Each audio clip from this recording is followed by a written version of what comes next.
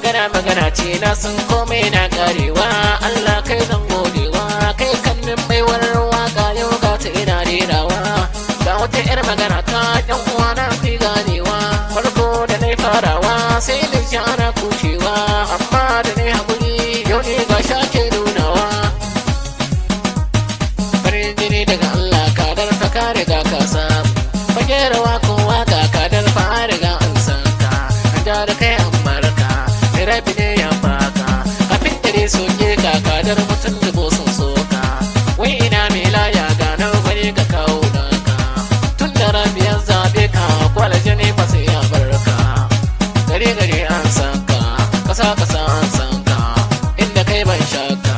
Maza da mata kadar dukkaninsu suna ƙaunar ka. Ka zan bahun kaya na san busu san ka ba, busu saba ganin ka ba. Dan gaske mu je gaba, ran kai ne a gidan gaba. Na gaishe ka jarumi, kai ne mai zamani, dukkan mai kin ka sai mun mayar masa martani. Kadar ka zama tubali, dole bi ka hankali, haske da kyalkyali ka zarce alli. Gida ne ko da ka san gada ne, na san kusan nufi na. Dan gaske mai gudu na, dan ya nuna an kauna. Sai na ɗan waya na ka an yi kira na, na cewa ke kira na. Dan gaske ke kira na, bakar kana yi gata, san ba ni nuna wauta. Dan ba ka min mugunta, ito sai da kyauta.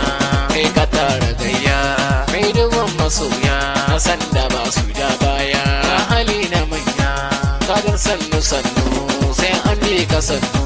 Ni Aminu yaro